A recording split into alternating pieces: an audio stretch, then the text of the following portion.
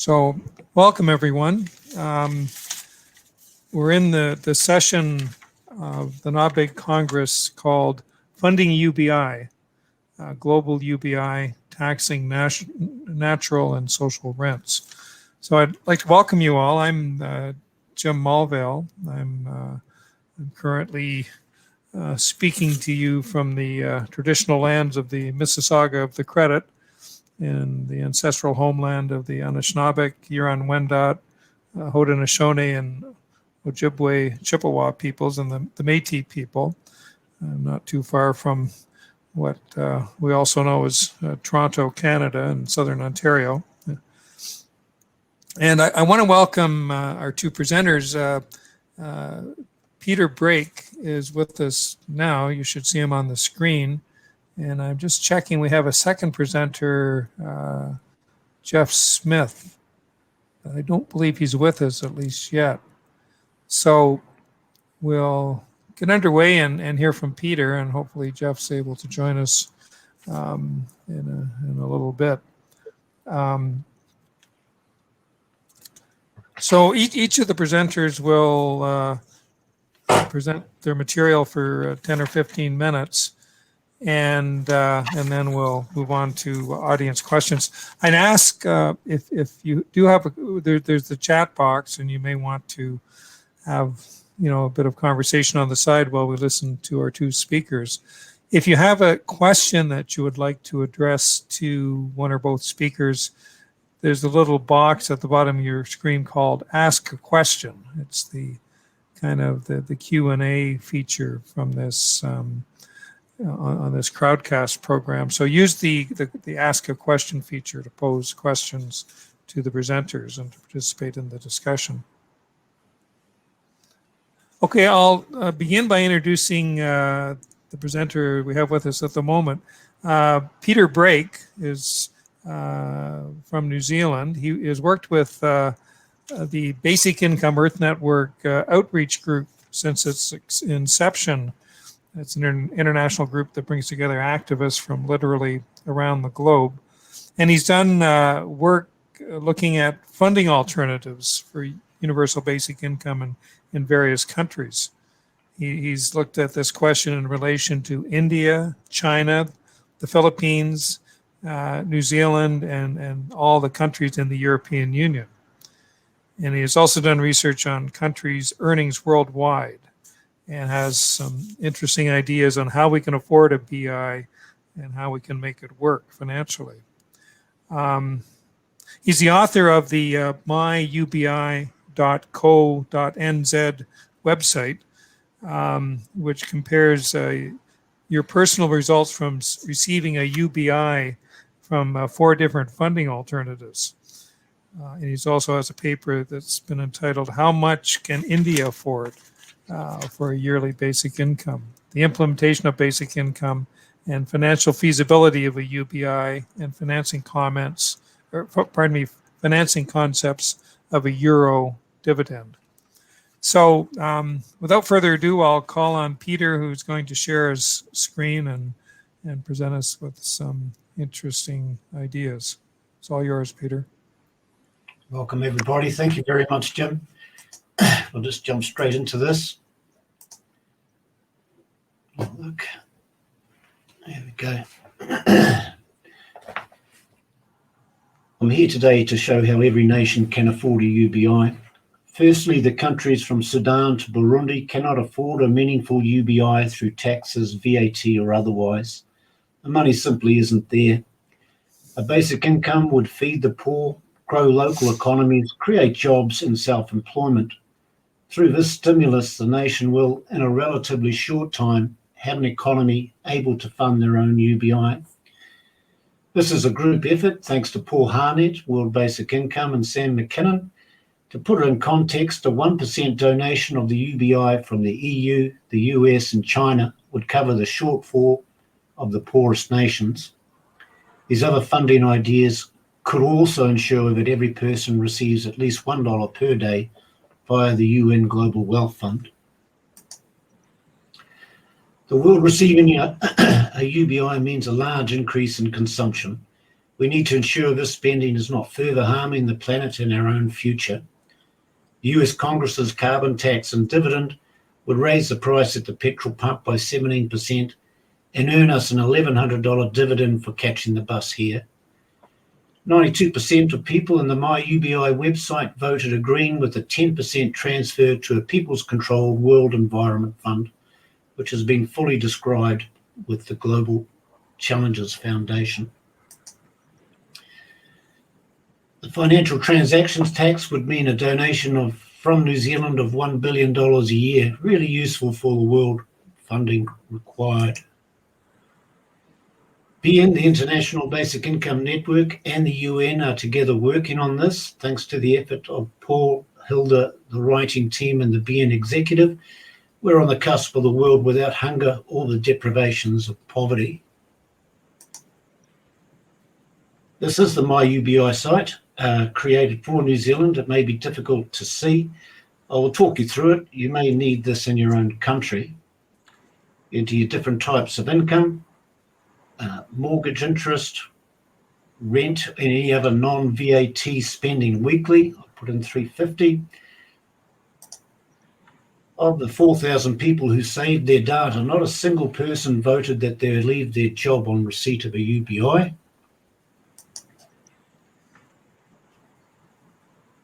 You can see that on public transport, the carbon dividend would be worth 1,500 New Zealand dollars.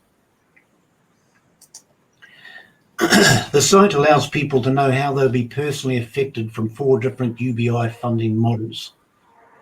The 15,600 is a $300 per week UBI. You deduct the 17,000 increase in tax from the 48% flat tax rate that funds this. Please frank $2,000 worse off after receiving the UBI. All tax increased by the same percentage, maintaining the same levels of progressiveness. Please frank a bit over $80 per week better off. A rise in GST rate, which is the other name for VAT, by 12% increases the cost of living, requiring a UBI of $331 to buy the same amount of goods as a $300 income tax funded UBI. Yearly $17,000. Less $7,000 increase in VAT, $200 better off each week. The tax exempt raises the VAT rate to 28%. The UBI amount is raised to $373 to match purchasing power and offers a tax exemptions for earning under $100,000. In this case, saving $14,000 tax. Less the $20,000 VAT increase leaves you $270 better off each week. People need to be informed how they will be affected. Any government or basic income group are welcome to update this site for their own country's needs.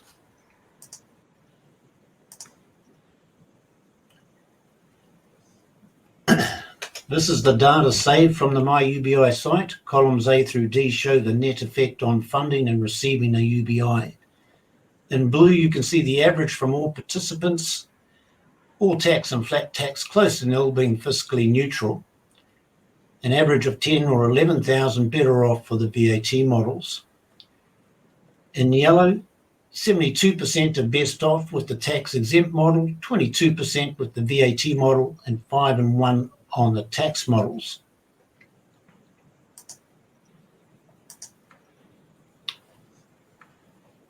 This is the data sorted by the tax exempt model. We search for the results closest to 0 to find the break-even point. This average is 170,000. Comparing with the tax models, we need to deduct the carbon dividend of $1,500, results in a break-even of 160,000. The same process on the VAT model has a break-even of 148,000.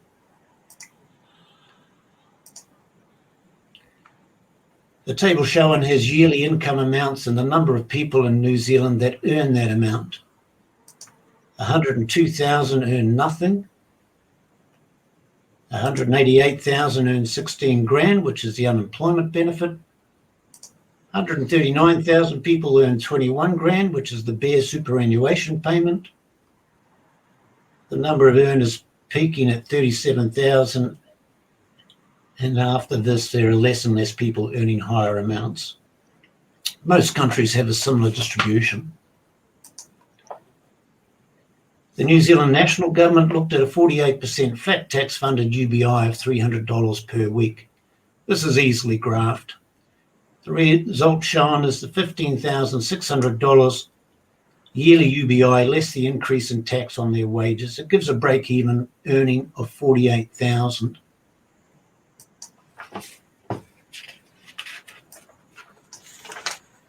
If we kept the same level of progressiveness, current taxes would rise from 10.5% to 18.9%, 33% would raise to 60%.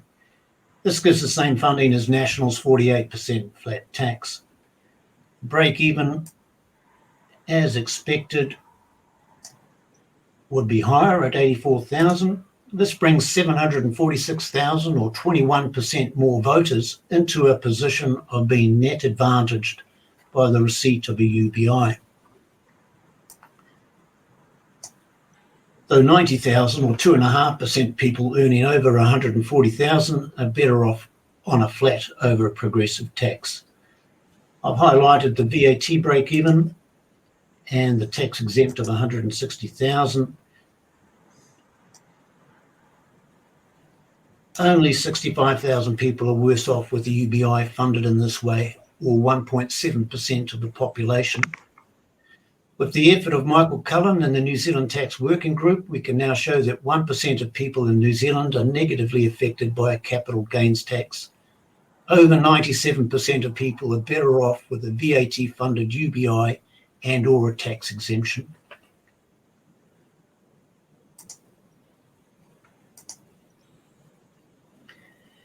Spending of the UBI and tax savings adds $81 billion into the New Zealand economy, many times more than income tax-funded UBIs.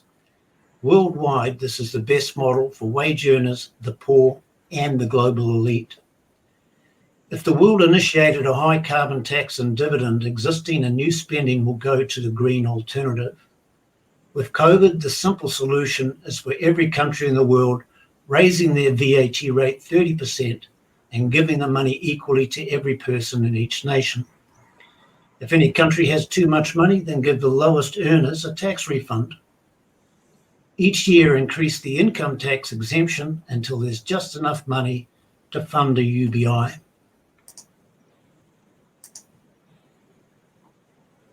This is the GDP per capita for each country in the world. For more detail, I've extrapolated what we do know and applied it worldwide based on GDP per capita. $290 in the US is higher than Andrew Yang's 200, but with more funding from VAT, prices would rise and the UBI would need to be higher. In the US, the unemployed, having no decrease in income tax, would need to spend more than $60,000 on VAT goods to be worse off. From the numbers I've seen from the US, to achieve this calculated level of income tax reduction, a 30% VAT rate is more likely. Employing some of Scott Sanson's or Andrew Yang's funding adjustments could allow the removal of all income tax rates below 30%, moving the US towards a more equal society.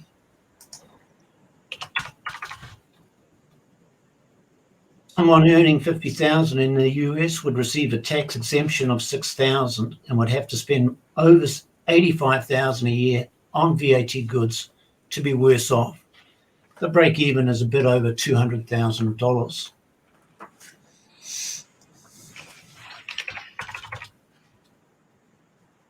Put through these, reducing the income as we go.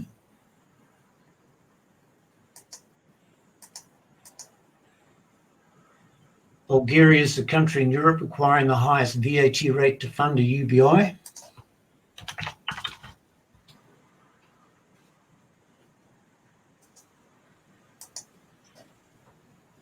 We have a gap in our data from Brazil to Nigeria, with regional differences and smaller countries' core government spending.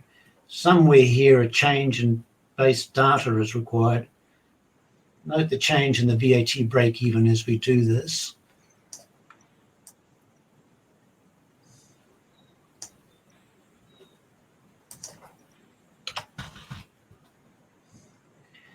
India with VAT exempt and very cheap food can survive on $1 a day. In India, this VAT-funded 30,000 rupee UBI would require a trebling of the income tax rates, raising the corporate and top tax rate to 90%. None of these countries can afford a UBI funded from income tax. We've treated Pakistan and Bangladesh the same as India. Africans on the whole require more to just survive.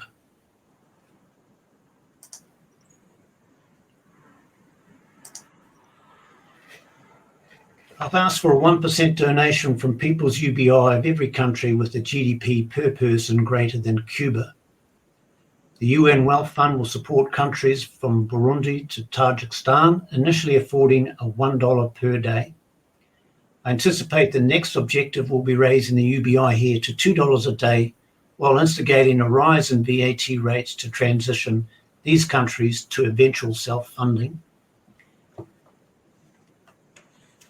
These next 12 countries all have existing VAT rates of 15 to 20% and requiring a VAT rate increase of 60% are anticipated to be able to apply to the UN Wealth Fund for assistance.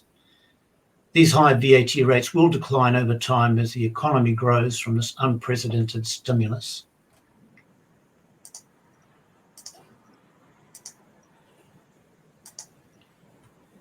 In the US, as suggested in India, I create a freedom fund. This is the name of the bank account that all federal VAT gets paid into. Every person's account credited with the UBI, allowing them to access to buy goods, take cash out, or transfer money. For many, it will be the only bank account they will ever need. All bills and grocery receipts across the country, instead of adding federal VAT, you can call it a Freedom Fund contribution.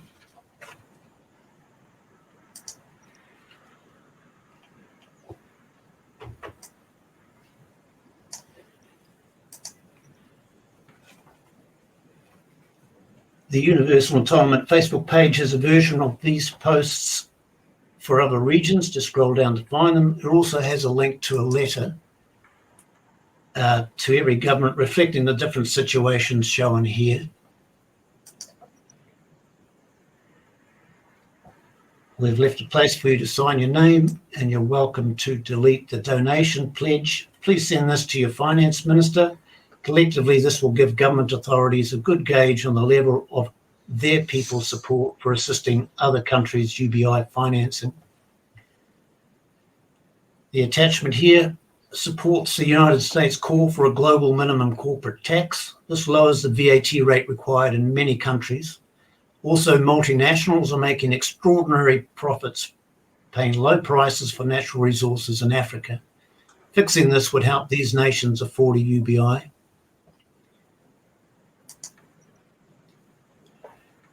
With 90% of people better off, the collective wealth of over 7 billion of us will grow, taking us a small step closer to the wealth of the elite.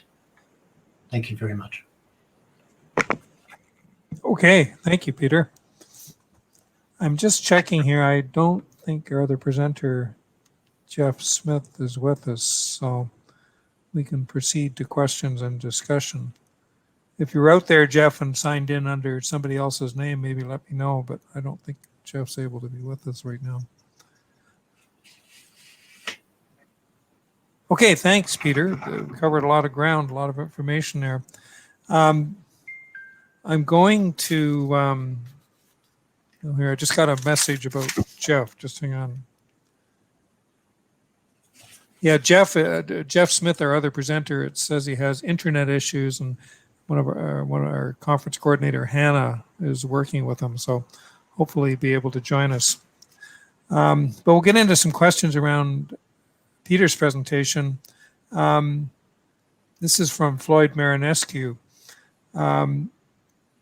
Can you contrast and connect the notion of natural and social rents and technological inheritance. How can we explain sharing in our technological gain with rents? Go ahead, Peter. I have seen an interesting presentation on that with AI and how AI has developed from big data. The argument put forward is that it's our data, it's the people's data. So we've contributed to the creation of AI, and AI is redefining our technologies. It's part of where our technological boom is coming from. So we are invested in the very creation of that's making us unemployed. So yes, some sort of social rent or dividend from the creation of these things, to me, it's part and parcel of what we're trying to achieve. You know, we need in the same way as the carbon tax and dividend, it's tackling our pollution while giving us money to tackle that pollution. It's changing the way that we buy, how we spend our money. So to me, the arguments for it is just simply we will succeed, and that means that the carbon tax will go away. The dividend will go away over time as we transition out of these fuel economies. And we need to have something else there to actually have a basic income. So, you know, our success will impoverish us in a way. A lot of our taxes come from petroleum. So the honest answer is we're going to have to do this anyway. VAT rates will have to rise if you're going to get rid of fuel. If people are managing to power their homes and run their cars without having to continuously pay petrol, I know the power thing will eventually take its place. But there's a lot to be said for how we can change the world while undertaking these changes that we need to make in our social structures. So I think they can come part and parcel. And thanks, Peter. Just on the question of taxation sources, this is from Remy Tan. Would not a progressive income tax be better than VAT, which dampens spending, or does this work with an exemption floor, where when VAT is below a certain spending level? So I guess the basic question is the pros and cons of a VAT taxation base to fund UBI compared to a progressive income tax. So my UBI site did that. So we had 4,000 people put their data in there. We saw that. So the GST was sufficient. The GST rise was sufficient to cover the base UBI amount, and it brought in velocity of money and percentage of savings. So it was all calculated through, and we can show that, you know, there's 5% of people that were best off with a progressive tax compared to 94% who were better off from a VAT funded UBI. So in terms of people, we're better off with the VAT markedly, absolutely. The other part of that question,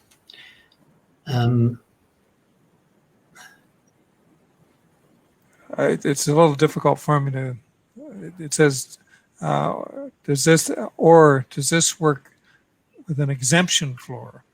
I know what I wanted to say on that as well. So there's a lot of information coming out about whether or not a UBI will be inflationary.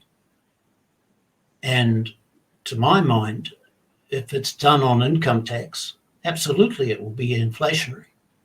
There's people going to have money that have never had money, and they'll be spending it. Supply and demand, to me, it's a no-brainer, but I may be wrong. I know there's other opinions out there. But the shock effect of an immediate rise in prices from a VAT increase will dampen that back down again. To me, it's the best answer for the problem that we're trying to get over. Uncontrolled inflation, which is the argument for not printing money and just giving it to people, is the inflationary part of it. And the VAT is to me, it's an obvious answer to what the problem is. The way that we did the tax models in the MyUBI site, what we ended up with was keeping the highest tax on the highest earners and just simply getting rid of all the lower taxes. And that's to me what we need to do. Otherwise, if you've got no top tax, then your corporate dividends are going to disappear as well. Everybody will say, oh, no, I'm going to give myself a $5 billion wage this year and I'm not going to pay any tax. So you have to have a top tax. It needs to be somewhere around about where the company tax is. And all of this abuse of the system will no longer be such an issue. Okay, thanks. Here's a question from Alex Howlett. Is there any reason to pair basic income with rents beyond the fact that we happen to want both of these things, and we can tell a story about how the money from one can fund the other? Is that question clear, Peter? I'm presuming that you're talking social rents would be the case, wouldn't it? Yes, I believe so, yeah. I think we have an opportunity to rewrite where we are. The UBI to me is if we get everything right, if we get everything in aligned, we'll have an economy that grows. We'll have people with their basic needs met, no matter what. We'll have social nets which are guaranteed. There's no longer people playing with this stuff. You've got the money. It comes in every week. There's no question. If we can, in the same time, through these rents, place us on a trajectory that doesn't damage the planet, and moves us to a more sustainable footing, then to me it would be silly not to take the opportunity to do that. The carbon tax and dividend to me is absolutely a great example of how that can be, but it does need to have a backup of some form of taxation, and to me VAT is obviously the right way to go. There's got to be a lot of economists and government think tanks that are staying quiet on this. To me, this is where the serious conversation of UBI is, and this stuff about flat tax, and this is bipartisan, and the rich administrators making sure that they're covering their own bums. And to me, it's silly. If they actually looked at the numbers, they'd find out that even these guys earning over 150, 300,000 are better off on a VAT tax rather than a flat tax. Just look at the numbers, and it becomes obvious where the answers are. Yeah. I mean, on the question of tax equity, it's interesting. I think recently there's been the sort of people being, unhappy, mad about, which we read in the headlines every day, of course, the Jeff Bezos and the Bill Gates of the world paying little or no tax. And certainly here in Canada, there's a tax equity campaign underway called Tax the Rich. And I think there's similar things happening in other parts of the world. I mean, will that kind of movement, broad social movements for greater tax equity and equitable share being paid by people that can afford to pay taxes, will this assist in implementing the kind of scheme you're talking about here, Peter?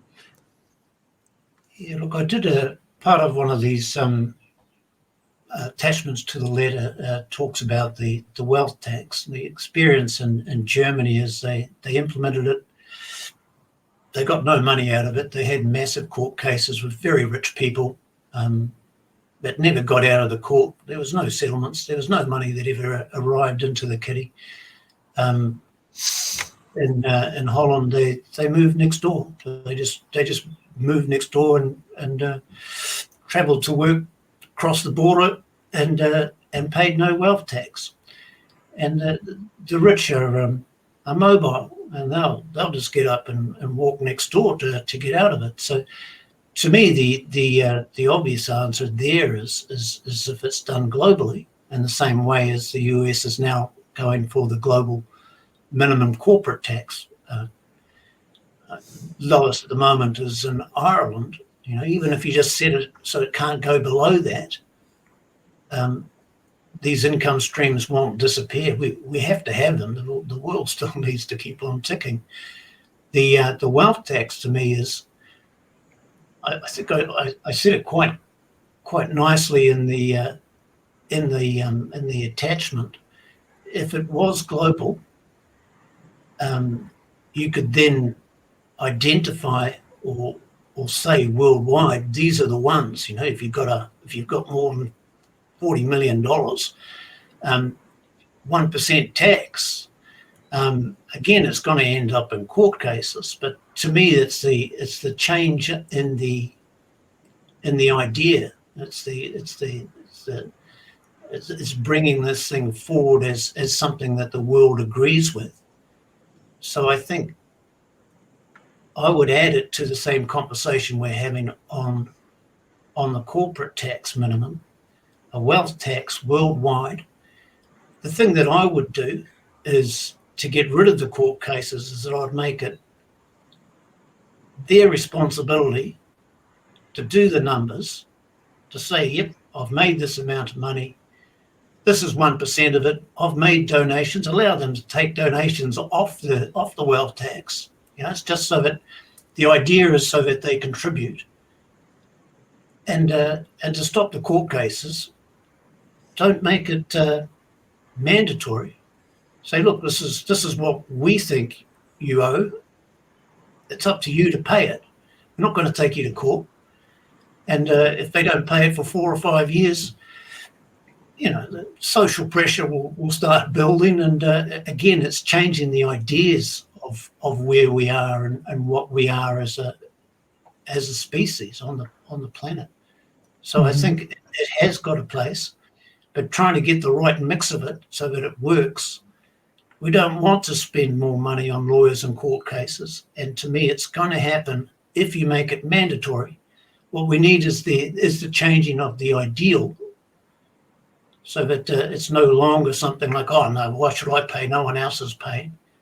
And at the end, if the world gets behind it, then I think social pressure will make it work without having it mandatory. Just around, you know, bringing together people internationally, decision makers, to put in place a global regime that, you know, people will sooner or later have to conform with or buy into. I mean, the recent initiative, all the leaders of countries coming together to agree to, I think it was a 15% basic tax rate for wealthy corporations and individuals. My understanding of that is that it just was kind of a self-generated initiative, or did it happen under some kind of a UN agency or international body, such as the World Bank? Was that kind of a self-started initiative by a few leaders who wanted to pursue this, or was that under the aegis of an agency? Are you talking about the corporate tax?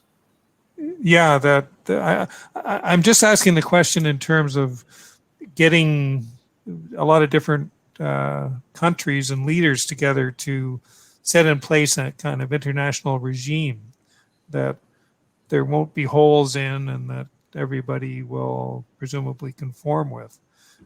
Like the mechanics of getting that done, I guess, is what I'm wondering about.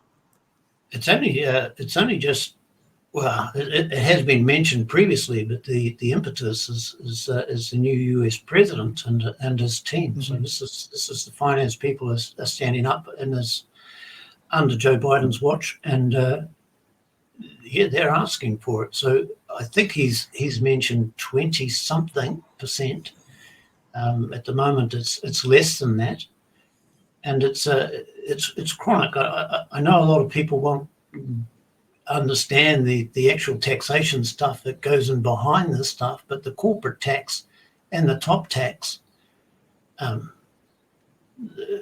unless they're both there, and it's rife. You can get out of the tax if you just put the money in the right places, and this is why some of these global initiatives are needed, to get rid of the loopholes and get people paying what they're supposed to be paying, and corporations to pay what they're supposed to be paying. So this internet tax, or the online taxes as well, this is big stuff. This is big money. This is the future of our shopping. So getting these things in place are necessary. Government isn't going to disappear completely. We're going to have some changes that come through with education and social welfare, and there'll be a lot of thinning out of a lot of the government bodies. So we still need to have these taxes, and there is a worldwide discussion at the moment on the corporate tax, and I hope they do bring the wealth tax into that discussion, because to me, there is a way for us to do this stuff, but it's a thin window with the in my opinion, on the wealth tax. But the corporate tax to me is doable, and it doesn't have to be to Ireland's detriment, who's got the majority of the corporate, the big corporates in there getting the low taxes in Ireland. It could be higher at the end. It could be higher than existing in Ireland, and that will simply just move their income up. It's not going to lose them that business, because they're not going to get it cheaper anywhere else. So to me, the political obstacles aren't there, and the need for it is. So I think we should be able to get some headway on that. A number of years ago, we were talking about the financial transaction tax, or that debates kind of cycled in and out of discussion over many years. The so-called Tobin tax, initially pioneered by the economist James Tobin. I think you referred to that just a couple of minutes ago, Peter. Do you think there's any traction in a mechanism like that in order to generate wealth internationally that might be redistributed? Yeah, thanks for that. I am interested, and I did have a look at New Zealand. The $1 billion is what that would raise for a low transaction tax here, and to me, it's twofold. There's advantages that we get outside of the money. There's a lot of abuse of the within these financial transactions. There's people who move money to gain an exchange difference. So they move money from one place to another, doing nothing. There's nothing that's been invented. There's nothing that's been produced, and they're making money out of it. Most of the time, not getting any taxation on it at all. So a lot of this moving around is certainly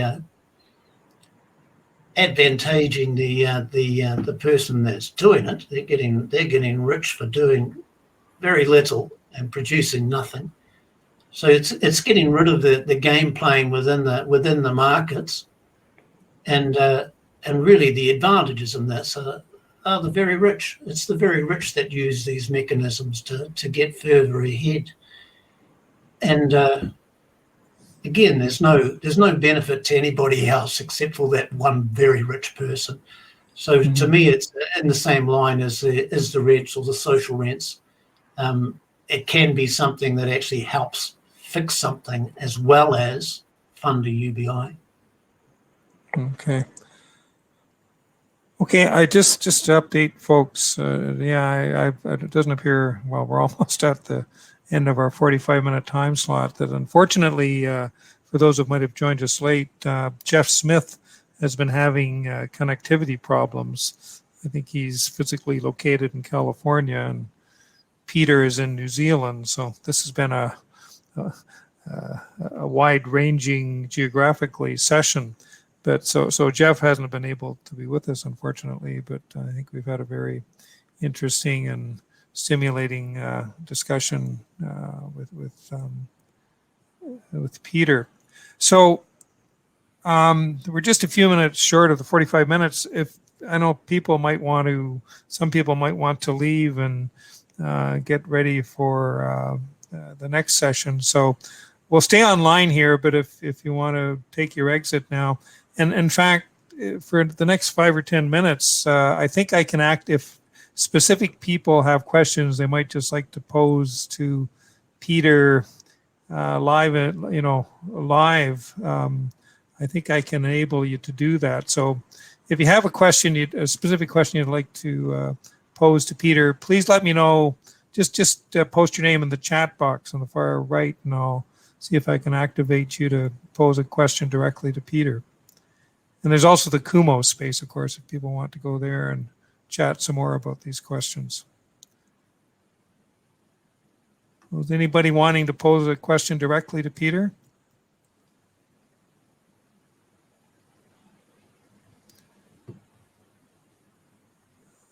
Maybe we're sort of, people are having to take their leave right now.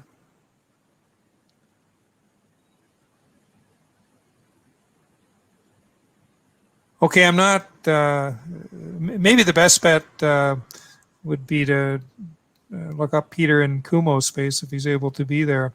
I haven't had luck getting into that myself, but maybe other people are more technologically adept. So I just want to thank Peter for these really interesting presentation and for all the work that he does. He really spends a lot of time and energy on this important work to think about how to finance universal basic income and how to make it a reality in the real world and in fact in various parts of the world. So please, if you want to post an applause icon or something, please join me in thanking Peter, and we'll look forward to the next session. Thanks very much, Jim. Just taking a look through these comments and if there's any specific, there was a lot of stuff going on in the chat box, and I was trying to follow as best I could, but we got to some of the questions in the Q&A. A lot of them were kind of somewhat similar. So, to me, the only real issue that I struggle with here is, and I thought we'd touched on it before, is rent. So New Zealand, the rent to rent anywhere is just skyrocketed. It's gone crazy here, as has the property prices. We've got people coming back from all over the world. There's not enough houses. There's people living in cars. We've had a population explosion in New Zealand. People coming back looking for safety, wanting to buy houses. It's almost $1 million here to buy a house. This is on an average house. By far the most people can't afford to buy one, and the rents have skyrocketed. So the UBI really is having to cover these increases in cost as well. It's a harsh reality that we've got here at the moment. But capital gains tax will help that as well. So that's I just wanted to plug that as a thing in New Zealand. To me, it's a real answer. And I think some of the comments in the chat, I think they were asking about rent in the sense of public revenue garnered from resource extraction, and the rent in the sense of people using common resources, paying for it, and that funding being used, well, for any number of purposes, but potentially for basic income, kind of along the lines of the Alaska dividend in the state of Alaska, where they, the resource rents they charge to the oil and gas companies for extraction gets paid into a fund. And part of that is dedicated to a dividend that goes to everybody who lives in Alaska. Been working well for many decades. So yeah. I mean, it's not enough to live on, but it certainly had a big impact as a sort of partial basic income. We had a fair bit of noise here, probably a decade ago now, about user pays. We've got these mountain huts, and we have people coming over, backpackers and tourists, and they come up and use these things for free, and they don't really contribute. And to me, the answer to it is of course the VAT again. So as soon as you've raised the VAT, the main impact of that, people at home are fine. People traveling into your country with a higher VAT rate are paying higher costs for food, transportation. Pretty much every experience they have has got a VAT element. So the VAT is a coverall. It's taking a slice out of the whole economy, and the user pay thing is forwarded by a raise in the VAT rate.